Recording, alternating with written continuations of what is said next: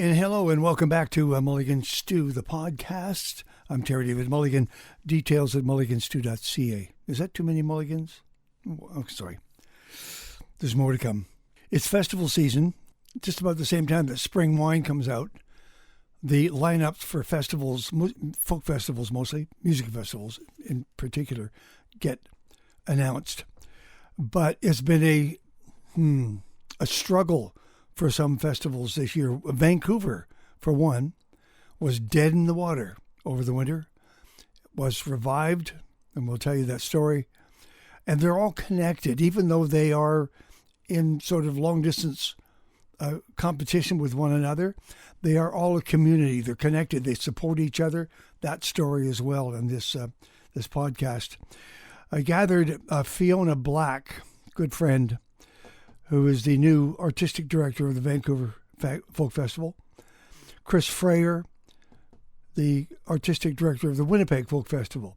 Sue Panning, the Canmore artistic director. And Kerry Clarke, artistic director of the Calgary Folk Festival.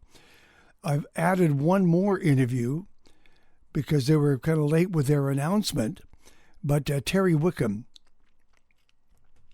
who's one of the leaders of this community, is the artistic director of the Edmonton Folk Festival, and they announced their lineups. And so he's been added to this podcast right at the very end as sort of like a chaser. Canmore is the first weekend in August 5-7. Calgary and gorgeous Princess Island Park, July 27 through 30. Winnipeg is July the 6th through 9. And Vancouver is July 14 through 16, the same weekend as Doug Cox and the Vancouver Island Music Festival. Very busy time. And of course, Edmonton shows up late August. So we're going to have that conversation now, if you will. It's by the way, it is also on the Terry David Mulligan. I told you there'd be another one. Terry David Mulligan YouTube channel. It's a roundtable discussion on Zoom. Great fun. And Terry did a singular interview to follow it up.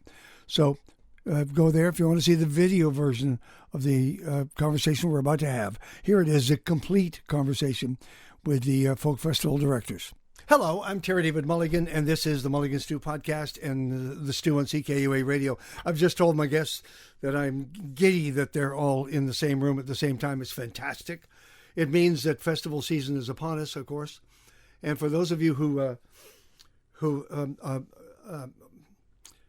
are crying in their beers every year that they don't get to go to the festivals that they hear about, there is no thinking about it now. We're giving you a heads up that this is coming. These events are coming. These artists are coming. Everything has been planned. They've spent their entire years for this moment, and all we get to do is just talk about the good things like show dates and things like that. Fiona Black, please wave to the camera on the Vancouver Folk Festival. Hello, Fee. Chris Frayer, Winnipeg. Where are you there? Thank you. Sue Panning in Canmore. And Kerry Clarke in Calgary. Hi, Kerr. Hey, hi.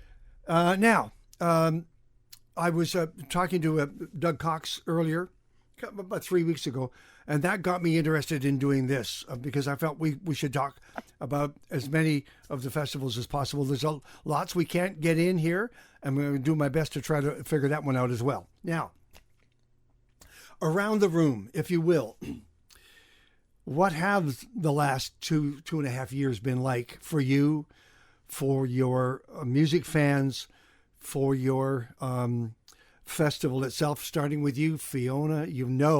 You would be the first question. How on earth did Vancouver, the shortened version of how Vancouver Folk Festival survived? Wow, it's a big question. So I am new to the folk festival world. Last 26 years, I've been at Capilano University, the director of programming for the Blue Shore Theatre there, been programming jazz and global roots. Yep. I feel like it kind of prepared me for this marathon session that I've just been involved with programming the Vancouver Folk Music Festival. I've been involved with the Jazz Festival in Vancouver and producing a a satellite series with them. So that's my festival experience, but a very different festival, 10-day festival in lots of different venues. This 3-day kind of marathon outdoor festival, I'm brand new to it, but what a wild ride to book that many acts in such a short span, and I've learned a lot. But the infrastructure stayed there. Most of the people who had been, did they stay? A lot of the staff are back. Good. Of course, you may know that we have some board members left, and we had a whole slate of new board members. I was one of the new board members that joined early in March, and we had to make the decision whether we were going to have a 2023 edition that first week of March. So How do we roll the dice? I think we all were on the same page that we needed to have a festival this year. We've already gone through too many shitty years of not being able to do festivals, and we came back last year and had a successful festival. It's been tough. Expenses are really high. I think everyone can concur with that. It's a challenging time to be presenting live music in any format, especially for festivals that need a big infusion for a short period of time. Okay. But the province of BC came through for us big time. They offered up a new fresh pot of money. Can I just say, yeah. Yeah.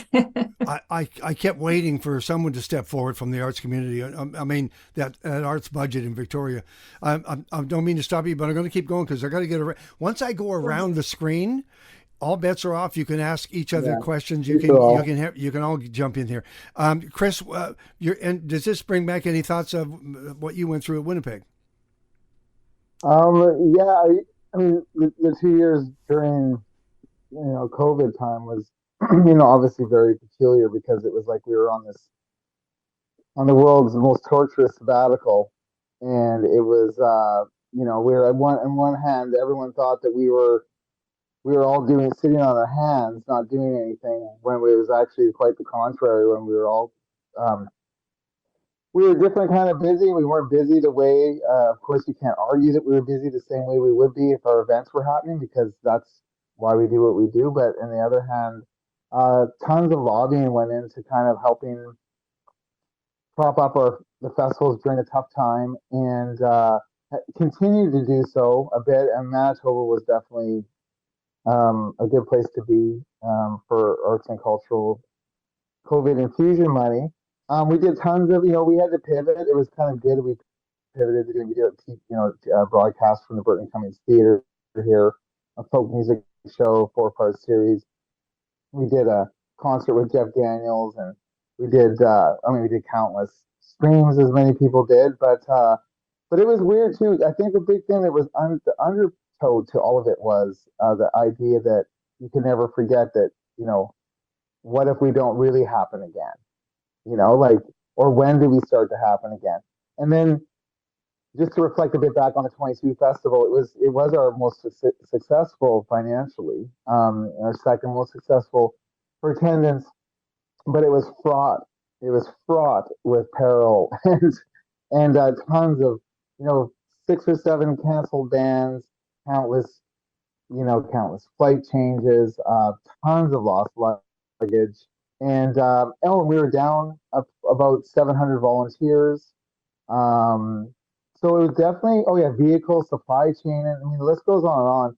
We persevered and we got through it, but it certainly doesn't feel like we had 2 years. Well, we didn't have 2 years off, but it feels like I feel like the tank should be more full coming back on the other side of this, but it's not feeling that way for us in Winnipeg anyway. Yeah. As an organization, we're still just trying to find a footing again. Okay, Clarke, what about Calgary? We're pretty resilient, and we did use that pivot word a lot, but we didn't really rest. We were still paying artists. We did a lot of digital programming, as Chris did, and so we kept paying artists. We were really, really busy. Our budget was much smaller because we were bringing in a lot less in ticket sales. Certainly, the government funding was a real godsend. The federal government, the provincial and the civic government really helped, but I'd say the feds the most. So we had a lot of resiliency grants. We only didn't do one block heater live, I think our winter festival, but summer festival, we were pretty audacious and we did summer serenades in 2021. And I think us and the Stampede were one of the few across the country that did a live event. We didn't actually know that we were going to be able to program to do it until like 5 weeks before the festival. So it was pretty crazy, but it was amazing. We spent about half our normal artistic budget and hired 35 instead of 70 artists and had 7 days of live music programming. So that was really interesting because you got really quick yeses and really quick nos in terms of because no one was doing anything else. So they either didn't want to do anything or they were just dying to play and tour. So we kept really busy. We kept our staff on, and we're dealing with some of the same supply chain issues and a lot of higher costs, but it just was different kind of work. But we were still in the arts. We were still hiring artists. Our production manager was still doing production. He was just doing digital production instead of live. Marketing was still marketing. So we came out of it pretty strongly, I would say, at the Calgary Folk Music Festival. Does this sound familiar, Sue? Yeah. The whole 2 COVID years certainly were very challenging, making plans, making new plans, making other plans, making new plans again. There was so much shifting around and adapting. One thing that I found really amazing, though, is how the arts community came together and the different ADs got together to discuss things. Canada Live Music Association, we had regular meetings. So I found actually I was very busy because I was online on Zoom most of the time, just trying to figure out Me too. What's coming. Yeah.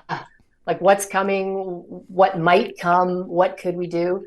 And we did put on 2 online festivals. And we also did a mentorship project. There was some federal money available. Nice. So we put together a really cool project where we had 5 successful touring artists, including Steve Dawson and Indidio and Don Pemberton, Julian Taylor, and I'm forgetting somebody, one more, working with 5 local artists. And we had 6 hours of online instruction sort of about the business, like how you produce your own album, and do you work with a publicist, and how do you get grants, how do you get showcases, connecting with your audience, working with a tech, that kind of stuff. And it was really cool. It was going to be live, but last minute, 11th hour, we had to switch it to an indoor live streamed program, and it was pretty cool. I was very proud of that. So yeah, last year things were pretty good. The audience was ready to come back, and we had a good festival last year, and things are going well for this year. So I found it personally very tough, but our organization and volunteers pretty much stuck with us, especially the key organizers. So we're in a good place, I think. I was just talking to Bruce Allen for the show and last week, and he said he's never seen so many stages so taken. Like there are name acts going through towns that already have 10 name acts on stage on that night. He's talking about New York and Los Angeles, but he's saying the fans are missing bands because they go through so quickly. They just keep moving. The tours go on for pages. They're just out like crazy. So let's talk about the thing you love talking about the most, the lineup of your festivals, and how was the reception from the music community and the booking community and the agents and the labels. Let's start in Winnipeg, if it's okay with you, because you are first up on the calendar. Chris, your booking. What do you want people to know about your lineup? Oh, well, yeah, I mean, this year was, again, it was a transition year of trying to get bands back that actually we hadn't even played, that didn't get to play the 2020 festival. And so, like many festivals, we're still going through that. I happen at the most active time of the summer for festivals by far. We have countless festivals in the Midwest United States and out in Eastern Canada that I partner with. So creating routing is a little bit easier. But the lineup was well received this year, and ticket sales have been brisk. But yeah, with we managed to get some of our more established artists to come to the festival this year. So artists like the War on Drugs, Emmylou Harris, and Fleet Foxes, Orville Peck, Vance Joy, Rufus Wainwright, Charlie Crockett, a bunch of artists that people are keen on seeing that kind of help build that anticipation factor. And then of course you've got a lot of artists that are going to blow people away once we get them through the gate. And the one thing most of our festivals have in common is like a sense of discovery, and our brand is kind of about people taking a chance on the festival and discovering some their new favorite band. And there's two things. One is you have William Prince to celebrate, just to welcome him back. Yes. And, well done, young man. Well done. Yes, and totally. And secondly, you're sitting on so many creative juice people in Winnipeg. Like, it's phenomenal, the amount of artists that are coming out of. It shouldn't surprise anybody. It always has been that way. But right now, you're blessed. We've got a good little kind of incubator thing going on, because there was a group of friends from Brandon, Manitoba that moved to the city, and they had a band called the Middle Coast, and that band Middle Coast turned into 3 really great bands on their own. Yeah. One of which is our boy Golden. Yeah. And the other one is Field Guide, and then of course Roland Clarke has his own group. Fontaine's fantastic. Leith Ross, of course, they're fantastic. They live here. So yeah, it's been a really good. It's been a good time for. I mean, William Prince just did the Opry. Yeah. A couple of months ago, did the Grand Ole Opry, and we just sold out. We actually just sold out the Burton Cummings Theater in late November with him at 1,500 tickets. He came out. He had he's getting all teary because it's always nice to not be appreciated like after you've done everything by your people. It's nice to be you know how often people go away from their communities, they become famous, and then they come back, and they're kind of like, where were you the whole time, right? And that's not the case. It doesn't seem like with Winnipeg. So all right, So thank you for that, Chris. Thank you, Fiona. Fiona, did you were you? I know the festival had booked their talent, and then things fell apart. Did most of the talent come back for you? We hadn't booked anything as of March, as of the first week of March. There was nothing. Okay. And I have to say, I was able to pull together the lineup. A lot of it I owe to my wonderful Western colleagues, Clarke, Chris Frayer, Michelle Shavitz from Edmonton Folk Festival, Doug Cox. Even Doug and I are the same weekend, so we really couldn't share artists like we normally would. But he's just a great support, and always everyone's offered great advice. Also Andy Hillhouse in Harrison, which spans the two festivals, Mission and Vancouver. So it's been amazing to be able to share some of the same artists that are on tour. Actually, some of the tours were going to fall apart without a Vancouver anchor. So some tours actually came together because we decided to do the 2023 festival. I was kind of amazed by the depth and quantity of talent that were out on the road. Like you just said, Terry, there's so many artists that are touring. I'm really proud, too, to have William Prince coming for his first ever Vancouver Folk Music Festival. Some people like Joe Henry I've been wanting to present Joe Henry for years, and it's happening for Vancouver Folk Festival. You got Steve Dawson coming back with Hood of Mergansers and he's involved with a collaborative project that we're going to reimagine the tunes of the Grateful Dead, just as Dead & Co. are coming to an end that weekend in San Francisco, doing their final performances. We're going to be doing a celebration of the Grateful Dead with about 17 people involved in that show. So we had, what else? I should have the list in front of me. I'm going blank. But Calexico, thank you, Kerry, for that great gift. Calexico are coming. That's really fun. Amethyst Kaya, who's just amazing. I've seen her at Global Fest. Another pick from Kerry. There's two. High Bar Gang. I love that. High Bar Gang, yes. They're going to do wonderful. And Rich Hope, the best barber in all of Vancouver, is coming up on stage. And one of the best rock and rollers. You know, it's his first Vancouver folk music festival. I know. Like, what's up with that? Like, so I'm trying to right the wrongs of the past. And so I've lived in Vancouver since 1984. I absolutely think there's a huge depth of talent in Vancouver that's still unmined. And so I'm very proud of the local contingent that are coming out for this festival. But I'm also really pleased with the national Canadian artists and the international artists. It's been tough to get, especially international artists. Chris and I just had a cancellation. Etrin Delaire, a wonderful band from Niger. They did not get their Canadian visas. I just saw Tamacrest have canceled their tour coming into Canada as well. So it's like I'm echoing what everyone's saying. It's not easy times to be presenting music on so many fronts. Sue, thank you. Sue and Canmore. It's a wonderful lineup. And there's 3 different groups, right? Your headliners, you've got the School of Song and then locals, right? Yeah. So on my list, the top is sort of the main, most of them are the main stage artists, with a few that are doing day stages.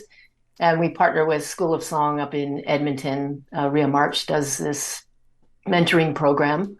So we have 5 artists from that. And one of the people that are on that and is Mari Rosehill from Canmore. So I'm really excited that she was selected to be part of that. She's got a lot of promise, I think. And I'm a huge supporter of her. She's young and I think she's got a lot of potential. We were talking about rooms, you guys, before you got here. And Sue was telling me horror stories of rooms and the price of rooms these days. We won't say the name of the place, but it's just one of those stops you can find almost anywhere, a hotel motel chain. But what was the price going currently? Yeah, it's like $432 a night. Yeah, okay. All right. There you go. Yeah. So that's actually made a change for me over the years has been that Canmore has become such a tourist destination with no surprise because it's just stunningly beautiful with mountains everywhere. And so there's a lot of competition for the hotel rooms.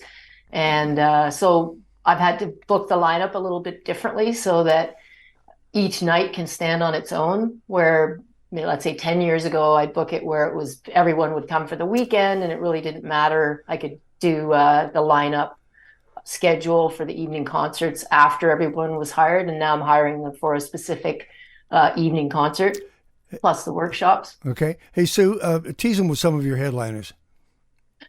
Well, I'm super excited to have Serena Ryder. She's coming as a duo, which I think will be great because you can really focus on her songwriting, and she's got a 3-octave vocal range, which is pretty cool.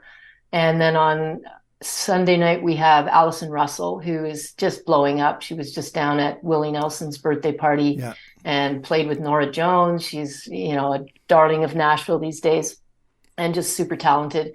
And I think we have the Canadian exclusive with Richard Thompson this summer, which is fantastic. He's going to close out the festival on Monday night, which is very exciting for me. And this is my last festival, so that'll be the last act I present on our main stage. So I'm very excited about that. All right. I said I was going to tease you with who I thought would be the scene stealer, might steal the night or a day. For me, it's the Fretless with Madeline Rogers. Oh, yeah. The Fretless, Madeline herself, who reminds me so much of an early Joni Mitchell. I just think they're just going to just stun people. And a Winnipegger too. Sir. Yeah. I think you're right. I saw them at Folk Alliance in a small room, and I've been watching the Fretless for years, and they're amazing, like fantastic virtuosic players. And then I saw them up with Madeline, and I thought, oh my God, that'll be great. Oh yes. Yeah. Fiona, if Jim Burns and the Sojourners and the Hooded Mergansers and Steve Dawson get together for a jam, there's your nights. There's your scene stealer right there. That's that's part of the gospel workshop which we're working on. So the gospel workshop at the Vancouver Folk Music Festival actually started the Sojourners off. Like it was the very first time they performed, and they performed with Jim Burns. He was hosting it. Yeah. Steve was on. He put together a house band for it, and history was made. Like the Sojourners have gone on to have a great career, and they're amazing, and just such a bedrock of gospel in this town. So it seemed an obvious choice with everybody who was in the festival. Let's recreate this magic. Okay. Kerry, who's your scene stealer? Maybe Fantastic Negrito. It's going to be a mind-blowing show, I think, on main stage on Saturday night. But I think also Tanya Tucker, because she's really having a moment. She's one of the artists that Brandy Carlisle is really putting forward. And of course, we know she started performing when she was 13 with Delta Dawn. And I think that that's cool. I also love that we have her right sandwiched in between Calexico and Andrew Bird, which I think is a very Calgary folk music festival thing to do. And we also have a hip hop band of old school hip hop with Diggable Planets right on before Emmylou Harris. And again, that's a very folk festival thing to do, is to mix these different styles. I was just looking at this. You got Emmylou Harris, you got Jeff Tweedy. If only we had Rodney Crowell, because Tweedy and Crowell have released this album together, and there's Emmylou and whatever. Just dreaming.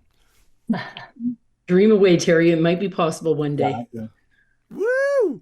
But we have all kinds of other for me, it's the Wood Brothers. I would literally sleep on the ground to see the Wood Brothers in that setting right there. Who hasn't yet stepped forward? Chris. Chris. I think Aston Abbey for sure. Yeah. Will be just that voice is insane. Definitely on the rise, and I'm just getting it from everybody everywhere I go. And I actually just saw him. I was just at Willie Nelson's birthday and just saw Charlie Crockett there. Yeah. And that's definitely our number one artist for like on the rise. I think people will totally get into Balaclava Blues. We've all seen them a bunch, but I think people are going to love that, having that Ukrainian presence, especially in a part of the country that has like the largest Ukrainian population. I think having that, a bit of bringing it, that timeliness of having them. Joe Rainey, I think, is going to blow people's minds with his avant-garde Midwestern powwow sounds. Yeah, I mean, it's just like, again, I'd say like 80% of my lineup is stuff that's just going to sneak up on people. And S.G. Goodman. Yeah, it's kind of nice that I have to do this. Look at my lineup again. I haven't done it in a while. Well, we've been worried about some other things.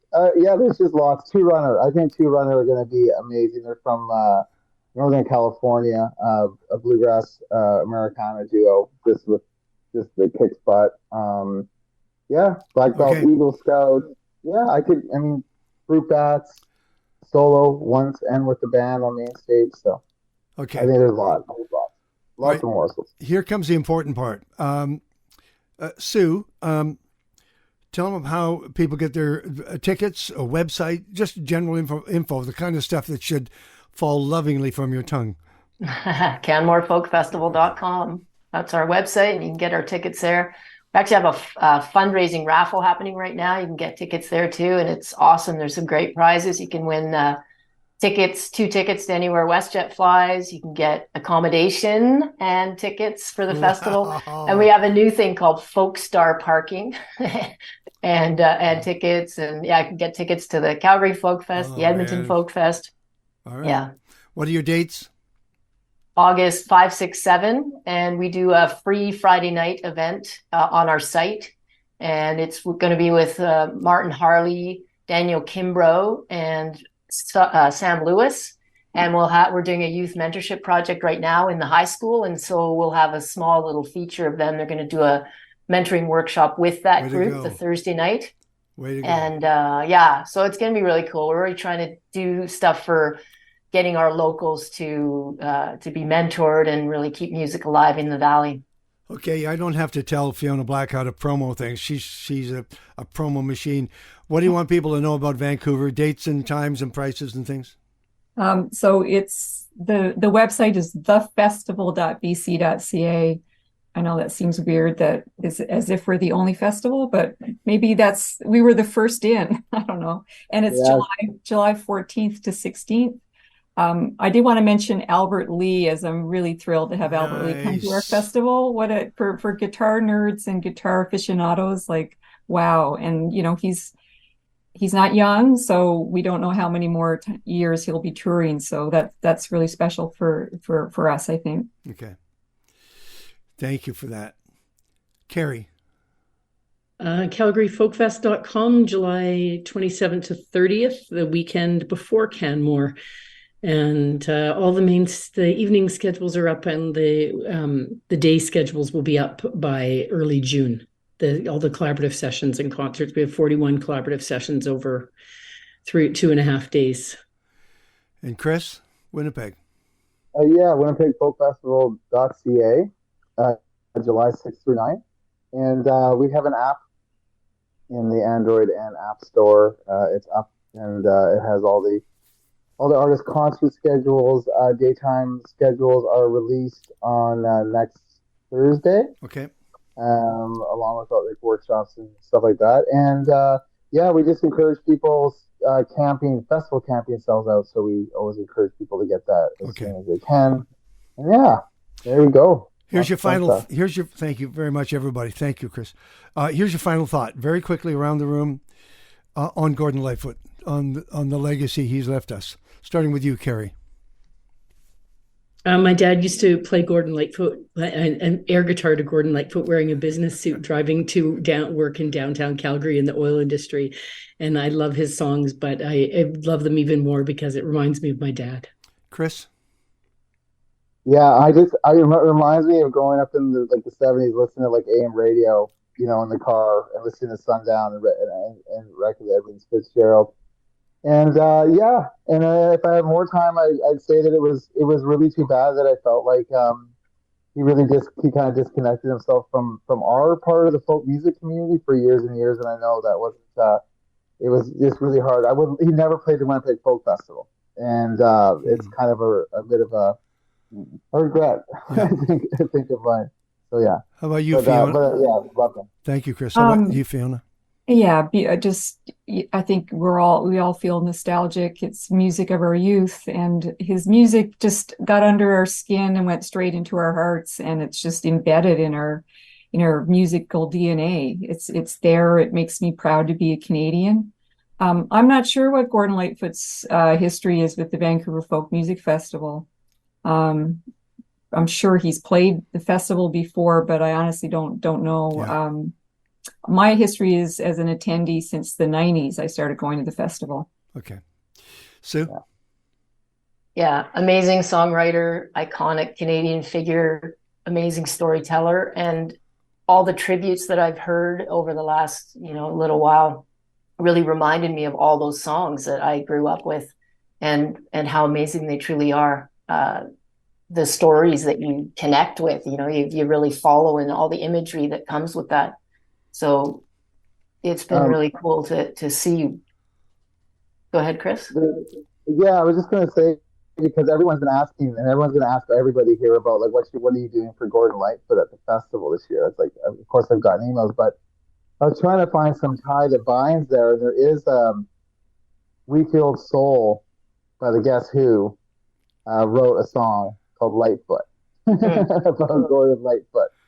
And so I'm going to use that as our theme for our Manitoba Music Workshop. Okay. As an angular way to get a bunch of young people to celebrate an older artist that they love and try to connect it some a little tenuous at times to another great Manitoba music institution. Okay. All right. Did we get this done? We did. Yeah. We did. Thank you, Terry, for this time. Appreciate it. This is way cool. Definitely.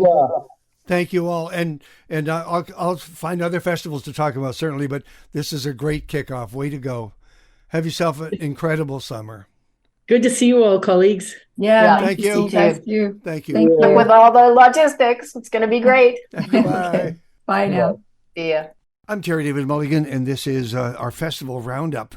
We usually would start with Terry Wickham, but I kind of got ahead of myself. But I knocked on his door and said, could we have a conversation about your folk festival? And you announced Wednesday the lineup, which always sets a buzz off in the room, my room anyway. How many? I just want to ask you the same question I asked the the round the table group we did with Canmore and Calgary and Winnipeg and Vancouver, and that was what effect did the COVID, the lockdown, the comeback have on the Edmonton Folk Festival, the organization itself, and then the event?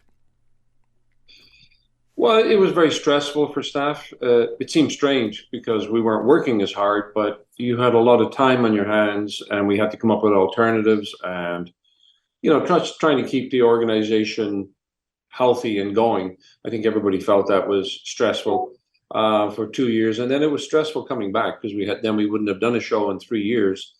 So for volunteers, recruitment, but everything went really well. We had a great year. I got the lineup I wanted last year, and sales were great.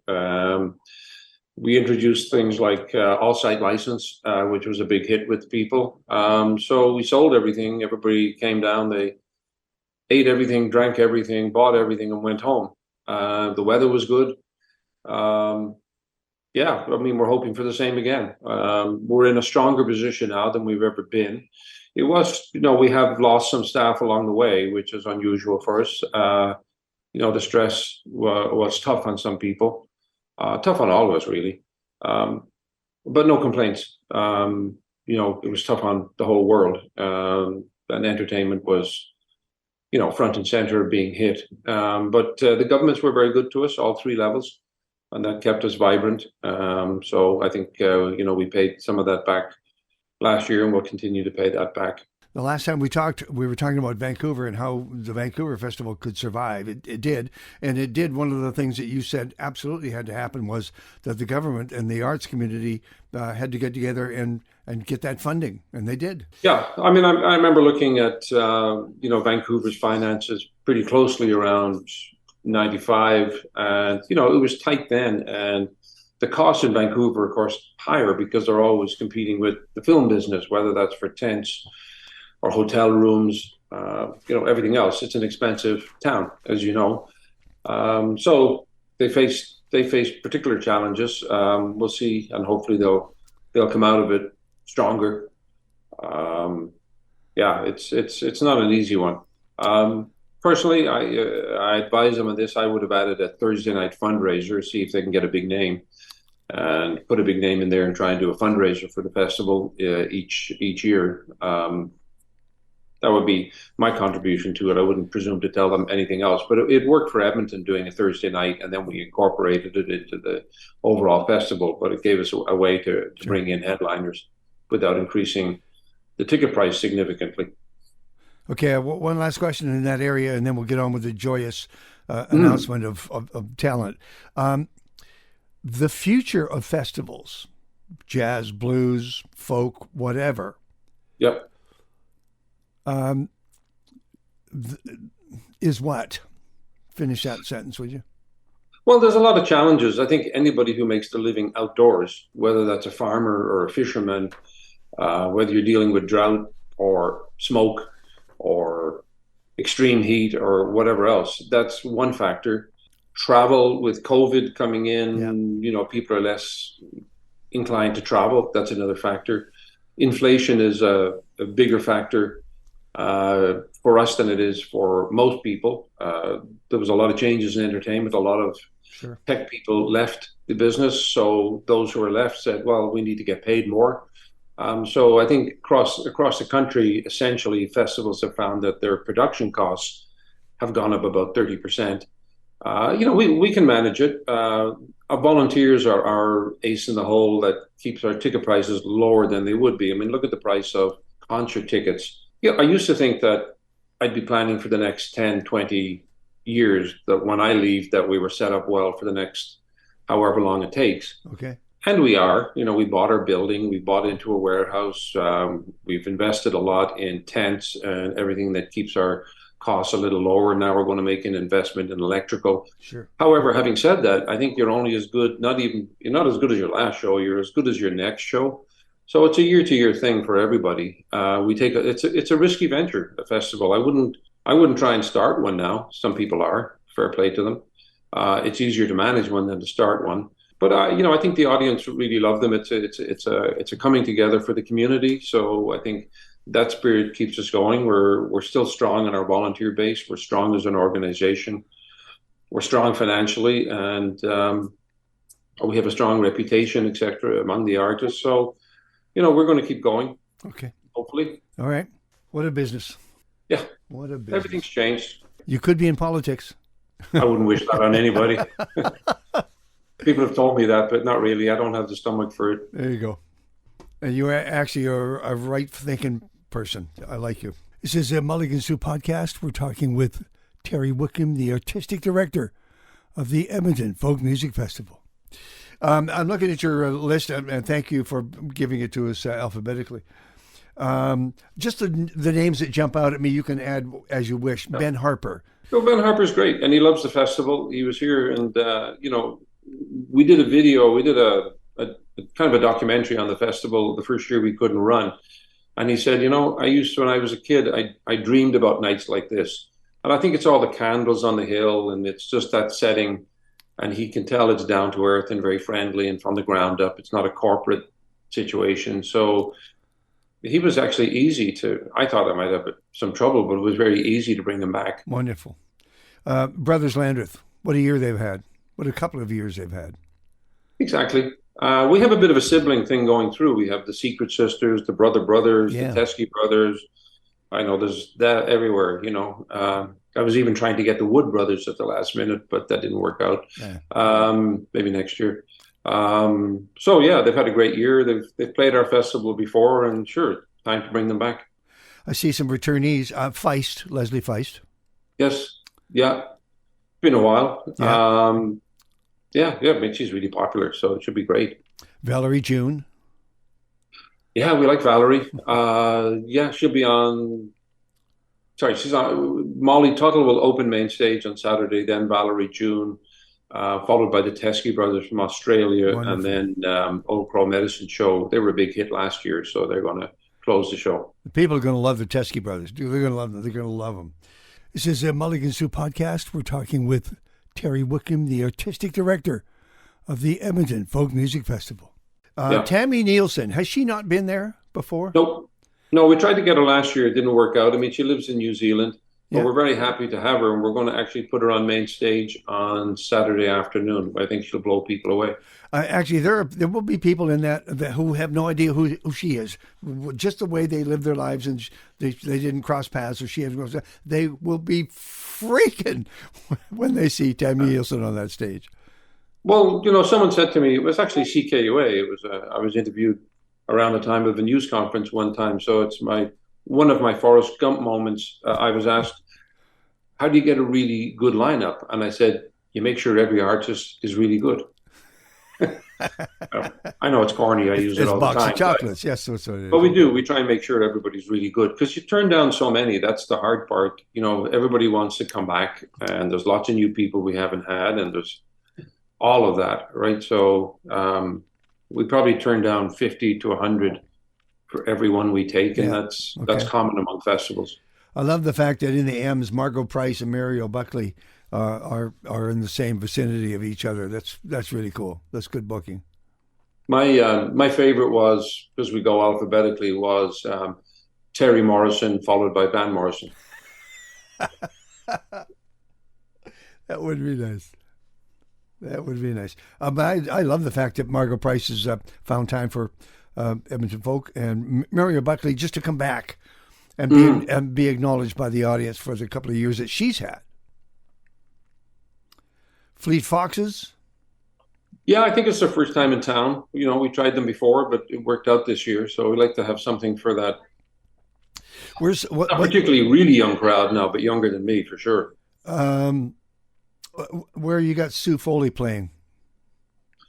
Yeah, I have her on. I've got the boards behind me here. I have her on a couple of sessions and doing a concert. I think her concert is probably on Saturday. Yeah, her concert's on Saturday afternoon, stage 1, over by the old beer tent. That stage. It was my son that turned me on to Sean. It was Sean that turned me on to Watch House. I said, "What are you listening to?" He said, "Watch House." I love that band. Right. Yeah, well, it's Mandolin Orange. We had them a couple of times as Mandolin Orange. And then the fee went way up, so I got a bit shy, but now I've gotten used to that. Okay. View Farkatori. I love View Farkatori. We had one of only two dates that Ry Cooder and Ali Farkatori did, with the Talking Timbuktu album, and the agent said, "Well, I can't believe it. They've taken your date." And I said, "I can believe it. It's the Edmonton Folk Festival." But Ry had been here before, and I said, "Thank you for coming." And he said, "Well, I knew I wouldn't have any problems," which was really nice to hear. Okay, give me three that I didn't mention that you wanted to touch on. I think Bella White. Okay. Darling Side coming back. Yeah, I kind of like everybody that's coming in. So I think it's important to open the festival with Daka Braka from Ukraine.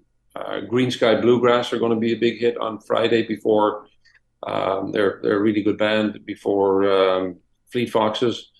Half Moon Run coming in too, playing Sunday afternoon. I have one. Yes. Jill Barber. Yes, very happy with her new album. Saw her during the Junos here. She's very happy to be coming in. I keep forgetting she's married to Grant Lawrence, and I read his book. I really enjoyed that book about being up in the islands and all of that. So that's great. Yeah, she thinks about life and about women's issues that people think are it's very important. Talking about raising kids at home and not getting any praise for it and all that. I haven't been through it, but I've seen my wife go through it, and we were fortunate to have a lot of time with our kids. Raising them, we had a very flexible schedule. Okay, we can't do the whole list, but I would encourage people to go to the website, which is EdmontonFolkFest.org. There you go. Yep. I think they know us by now, but I think I'm really happy with. I'm always happy with the lineup for Edmonton. I haven't come forward with a lineup that I didn't like, but we built our budgets up to be able to do that, and I think we really shine not just on the first 20, but when you go from number 21 all the way to number 60 is where we shine. I think there's a lot of strength and depth. By the way, and thank you for instigating a valet parking. That's a fantastic idea. At the festival. Yeah. Well, you can come down in the LRT. Sure.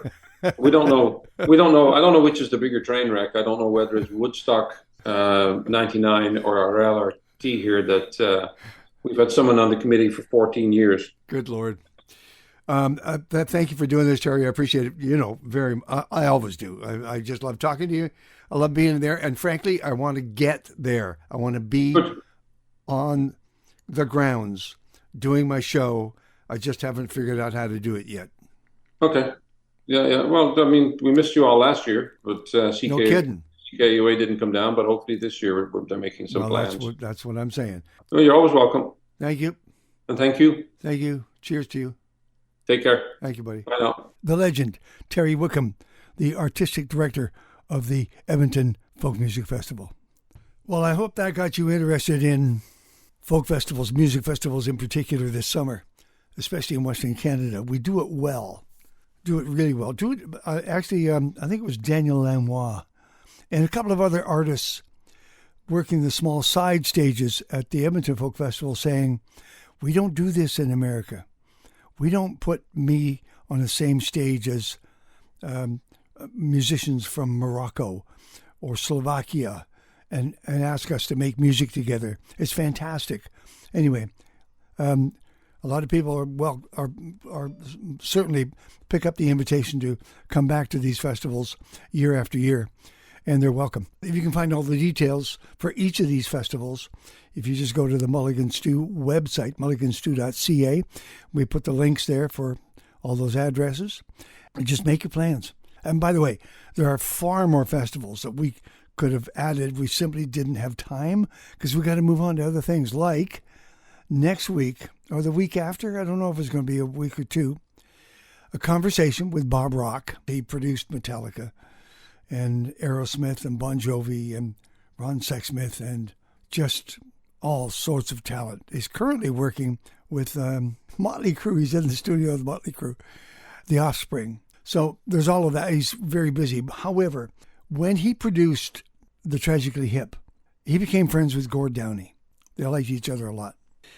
Gord got a hold of Bob Rock and said, do you have music that you have written or have recorded that you don't have lyrics for? Because I've got lyrics. I've got words. And Bob sent him completed pieces, bits and pieces of songs. And Gord would send back completed songs with vocals and lyrics. And then we lost Gord Downey to cancer. A heroic final act. And Bob saw him in Calgary. Bob saw him actually while he was in bed, just living out his last couple of days. And Gord asked him to complete the songs and release them, get them out. And they just came out May the 5th. The album is called Luster Parfait, and it's phenomenal. It's incredible. It's still Gord Downey, but it's a different Gord Downey, different voice, different attitude, horn sections, really pushing song, really the vocals right up front. Very, very good. You'll be amazed. So Bob Rock is going to tell some stories on a future edition of the Mulligan Stew podcast. Thank you for listening, and thank you for subscribing. You do, don't you? Good on you.